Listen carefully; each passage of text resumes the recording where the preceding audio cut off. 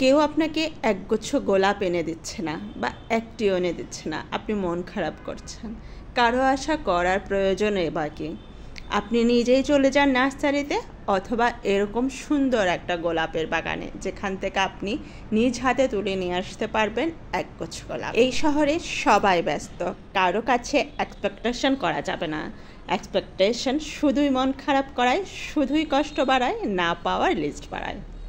আপনার জীবনে এক্সপেকটেশন যতটা কম থাকবে, আপনি জীবনে ততটাই বেশি সুখী হতে পারবেন। যতই ব্যস্ত থাকুন না কেন, নিজের জন্য সময় বের করে নিন। নিজেকে ভালো রাখার দায়িত্ব নিজেই নিয়ে নিন। সবসময় পরিপাটি থাকবেন, নামাজ পড়বেন, সবসময় অজু করে রাখবেন।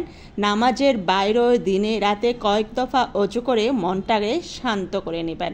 নিজে যেমন করে খেতে পছন্দ করেন, মাঝে মধ্যে ওই ধরনেরই রান্না করবেন, খাবার খাবেন, পছন্দের বইগুলো পড়বেন। একমাত্র আল্লাহ ব্যতীত কারো কাছেই কিছু চাইবেন না, আশাও রাখবেন না। নিজের যত্ন নিজেকেই গুছিয়ে করতে হয়। নিজেকে এক ফোঁটাও অবহেলা করবেন না। আশেপাশে অযত্ন করবার মতো লোকের তো অভাব নেই। এই পৃথিবীতে এমন একটি মানুষও নেই যে আপনাকে আপনার থেকেও বেশি ভালোবাসে।